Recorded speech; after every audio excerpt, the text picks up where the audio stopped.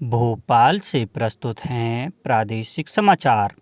नमस्कार, समाचारों के साथ मैं जितेंद्र रघुवंशी। पहले मुख्य समाचार।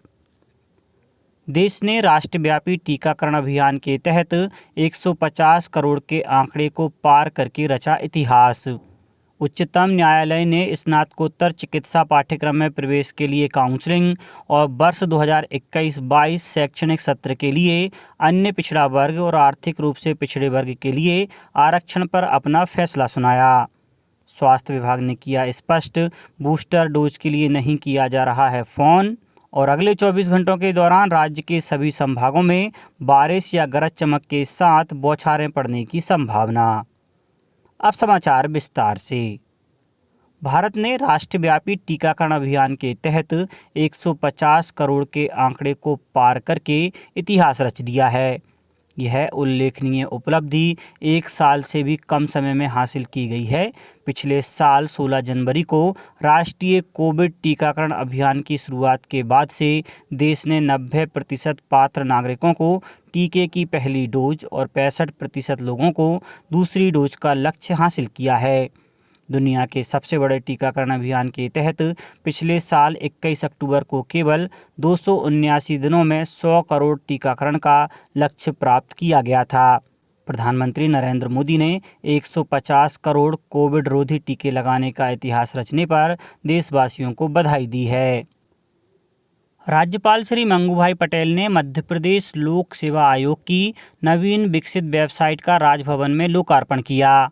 वेबसाइट उन्नत तकनीक के साथ GIGW एवं WCAG 2.0 के मापदंडों की प्रणाली के अनुरूप विकसित की गई है। इस यूज़र फ्रेंडली इंटरफेस प्रणाली के आधार पर अभ्यर्थियों को सुगमता से सूचनाओं की प्राप्ति हो सकेगी। अभ्यर्थियों को आयोग से संबंधित समस्त जानकारी एवं सूचनाएं नवीन वेबसाइट पर उपलब्ध होंगी। राज्यपाल श्री पटेल ने नवीन वेबसाइट के लोकार्पण अवसर पर आयोग के सभी पदाधिकारियों, अधिकारी और कर्मचारियों को बधाई दी। आयोग की गरिमा के अनुरूप पारदर्शिता और कार्य तत्परता की दिशा में किए जा रहे नवाचारों की सराहना की। उन्होंने आशा व्यक्त की है कि नवीन वेबसाइट के माध्यम से प्रतिभागी को समुचित जानकारियां सुगमता और शीघ्रता से प्राप्त होंगी। आयोग की पारदर्शी कार्यप्रणाली और अधिक मजबूत होगी। आयोग के अध्यक्ष प्रोफेसर राजेश लाल मेहरा, सदस्य श्री चंद्रशेखर रायकबार, डॉक्टर रमन सिंह सिकरवार एवं डॉक्टर कृष्णकांत शर्मा उपस्थित थे। केंद्रीय स्वास्थ्य मंत्रालय ने राज्यों और केंद्र शासित प्रदेशों से पात्र लोगों को कोविड टीके की एहतियाती डोज लगाने का अनुरोध किया है। ये अभियान 10 जनवरी से शुरू होगा। स्वास्थ्य कर्मियों, अग्रिम पंक्ति के कार्यकर्ताओं और विभिन्न रोगों से पीड़ित 60 वर्ष से अधिक उम्र के व्यक्तियों को यह टीका लगाया जाएगा। उच्चतम न्यायालय ने राष्ट्रीय पात्रता सह प्रवेश परीक्षा नीट के माध्यम से स्नातकोत्तर चिकित्सा पाठ्यक्रम में प्रवेश के लिए काउंसलिंग और वर्ष 2021-22 शैक्षणिक सत्र के लिए अन्य पिछड़ा वर्ग और आर्थिक रूप से पिछड़े वर्ग के लिए आरक्षण पर अपना फैसला सुनाया। न्यायमूर्ति DY चंद्रचूड़ और AS बोपन्ना की खंडपीठ ने नीट, स्नातक और स्नातकोत्तर दाखिलों के लिए अन्य पिछड़ा वर्ग के लिए 27% और आर्थिक रूप से कमजोर वर्ग को 10% आरक्षण की संवैधानिक वैधता को बरकरार रखा है। उच्चतम न्यायालय ने कहा कि वह आर्थिक रूप से कमजोर वर्ग के लिए 8 लाख रुपए की सालाना आय के मानदंड के औचित्य पर इस साल मार्च में फैसला करेगा। प्रदेश में आज दिनांक तक कोविड-19 जांच हेतु लिए गए कुल सैंपलों की संख्या 2,41,46,928 है। कुल 7,97,715 पॉजिटिव प्रकरण पाए गए, जिनमें से 7,83,547 कोविड-19 रोगी स्वस्थ हुए हैं तथा 10,536 की मृत्यु हुई है। वर्तमान में एक्टिव प्रकरणों की संख्या 3,632 है। दिनांक 7/1/2022 को 584 इंदौर, 246 भोपाल, 142 ग्वालियर, 92 जबलपुर, 50 उज्जैन, 31 सागर, 29 विदिशा, 13 खंडवा, 13 नरसिंहपुर, 12 खरगोन, 12 रतलाम, 9 बैतूल, 9 दतिया, 8 शहडोल, 7 बुरहानपुर, 7 सिंगरौली, 6 शिवपुरी, 5 बालाघाट, 5 छिंदवाड़ा, 4 अलीराजपुर, 4 छतरपुर, 4 धार, 4 होशंगाबाद, 3 गुना, 3 रीवा, 3 सतना, 3 टीकमगढ़, 2 मंदसौर, 2 उमरिया तथा अनूपपुर, अशोकनगर, बड़वानी, मुरैना, निवाड़ी, रायसेन एवं सीधी में एक एक नवीन पॉजिटिव प्रकरण पाए गए हैं, जिनकी कुल संख्या 1319 है तथा पॉजिटिविटी दर 1.9% है। कल प्रदेश में 161 रोगी स्वस्थ होकर डिस्चार्ज हुए, साथ ही 68,128 जांचें की गईं। प्रदेश में 1,564 फीवर क्लिनिक एक्टिव हैं। 104 तथा 181 हेल्पलाइन नंबर पर कुल 52,596 रोगियों का टेली कंसल्टेशन किया गया। पन्ना टाइगर रिजर्व में जारी भारतीय बाघ आकलन वर्ष 2022 के पहले चरण का डाटा कलेक्शन कार्य बारिश के कारण स्थगित कर दिया गया है। पन्ना टाइगर रिजर्व के क्षेत्र संचालक ने बताया कि डाटा कलेक्शन कार्य 5 से 11 जनवरी की अवधि तक किया जाना प्रस्तावित था। वहीं गणना कार्य स्थगित होने के कारण सफारी का समय पूर्ववत सुबह 6:30 बजे से रहेगा। ऊर्जा मंत्री एवं प्रभारी मंत्री जिला गुना श्री प्रद्युम्न सिंह तोमर ने शुक्रवार को कोरोना की संभावित तीसरी लहर से निपटने की गई व्यवस्थाओं एवं तैयारियों का जिला चिकित्सालय गुना में जाकर निरीक्षण किया। श्री तोमर ने कोरोना की संभावित तीसरी लहर से निपटने सभी तैयारियां सुनिश्चित करने के निर्देश दिए। उन्होंने कहा कि प्रदेश में कोरोना संक्रमण के बढ़ते प्रकोप को देखते हुए सावधानी बरतना जरूरी है। जिला चिकित्सालय के निरीक्षण के दौरान मंत्री श्री तोमर ने कोविड वार्ड में जाकर ऑक्सीजन युक्त बेड, ऑक्सीजन कंसंट्रेटर की उपलब्धता की जानकारी ली। उन्होंने कहा कि मरीजों को बेहतर चिकित्सा सुविधा उपलब्ध कराने के साथ ही योजना का हर लाभ उन्हें दें। श्री तोमर ने बच्चों के वैक्सीनेशन के संबंध में भी जानकारी ली। मुख्य चिकित्सा एवं स्वास्थ्य अधिकारी डॉक्टर हर्षवर्धन जैन ने बताया कि कोरोना के संभावित खतरे से बचाव की सभी तैयारियां कर ली गई हैं। जिला चिकित्सालय के कोविड-19 के आईसीयू वार्ड में 10 बेड, नवीन बिल्डिंग में ऑक्सीजन युक्त 60 बेड तथा पुरानी बिल्डिंग में 150 बेड की उपलब्धता के साथ कुल 200 बेड की उपलब्धता है। आमजनों को सुलभ स्वास्थ्य सुविधा उपलब्ध कराने के लिए 24 घंटे चिकित्सकों की विभिन्न शिफ्टों में तैनाती की गई है। मंत्री श्री तोमर ने जिला चिकित्सालय स्थित ऑक्सीजन प्लांट का भी निरीक्षण किया।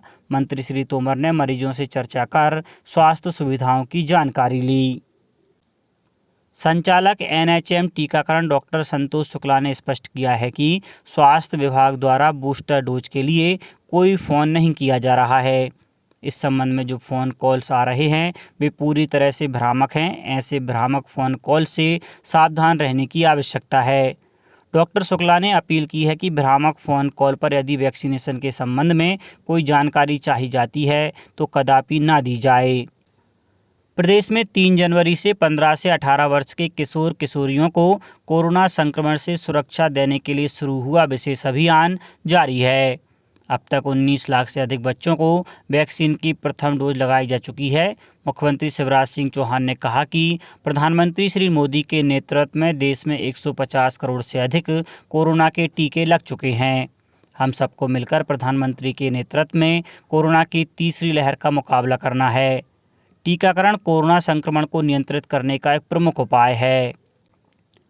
केंद्र सरकार ने कोविड काल में बिना रोक टोक के सामान और आवश्यक वस्तुओं की आपूर्ति को सुनिश्चित बनाने के लिए हेल्प डेस्क और नियंत्रण कक्ष स्थापित किए हैं। कक्ष के फ़ोन नंबर हैं 011-230-63554 और 011-230-60625।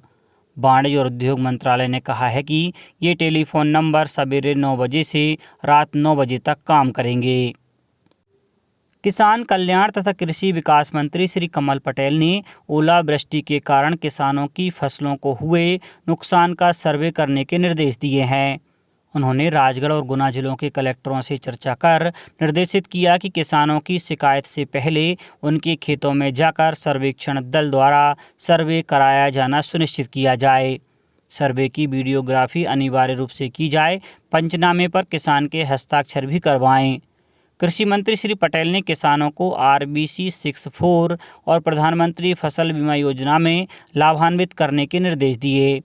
उन्होंने कहा कि किसानों की फसलों की क्षति का आकलन ठीक ढंग से किया जाना सुनिश्चित करें, प्रत्येक किसान को संतुष्ट करें। किसानों को आश्वस्त किया गया कि क्षति का मुआवजा उन्हें उपलब्ध कराया जाएगा।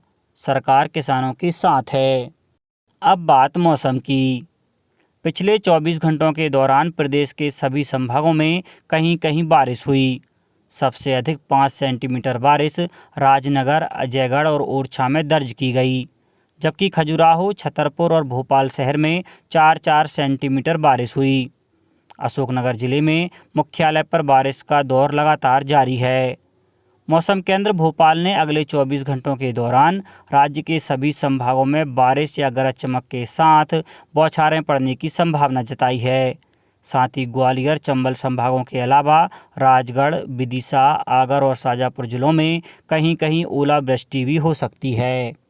अब कुछ समाचार संक्षेप में। कैदियों का भविष्य संवारने टीकमगढ़ जिला जेल में निरक्षर कैदियों को साक्षर किया जा रहा है। शहडोल जिले में 8 नए कोरोना पॉजिटिव मिले हैं, वहीं बैतूल जिले में 9 लोगों की रिपोर्ट पॉजिटिव आई है। गुना कलेक्टर ने विभिन्न ग्रामों का दौरा कर हाल में हुई बारिश और ओलावृष्टि से फसल को हुए नुकसान का जायजा लिया। मध्य प्रदेश उच्च न्यायालय ने कोरोना काल में बिजली दर बढ़ाने के खिलाफ दायर जनहित याचिका निरस्त कर दी है। रायसेन जिले में कोरोना संक्रमण की रोकथाम एवं नियंत्रण के लिए की जा रही तैयारियों की समीक्षा की गई। देवास जिले के कन्नौद विकासखंड में 15 से 18 वर्ष की आयु का 100% टीकाकरण हुआ। वहीं शिवपुरी के केंद्रीय विद्यालय में 15 से 18 वर्ष तक के 94% बच्चों को टीके लगाए जा चुके हैं। और धार जिले के धामनौद में कैरियर काउंसलिंग एवं रोजगार मेले का आयोजन किया गया। अंत में मुख्य समाचार एक बार फिर। देश ने राष्ट्रव्यापी टीकाकरण अभियान के तहत 150 करोड़ के आंकड़े को पार करके रचा इतिहास। उच्चतम न्यायालय ने स्नातकोत्तर चिकित्सा पाठ्यक्रम में प्रवेश के लिए काउंसलिंग और वर्ष 2021-22 शैक्षणिक सत्र के लिए अन्य पिछड़ा वर्ग और आर्थिक रूप से पिछड़े वर्ग के लिए आरक्षण पर अपना फैसला सुनाया। स्वास्थ्य विभाग ने किया स्पष्ट, बूस्टर डोज के लिए नहीं किया जा रहा है फ़ोन। और अगले 24 घंटों के दौरान राज्य के सभी संभागों में बारिश या गरज चमक के साथ बौछारें पड़ने की संभावना। इस बुलेटिन में इतना ही। घर पर रहिए, सुरक्षित रहिए और सुनते रहिए प्रादेशिक समाचार। नमस्कार।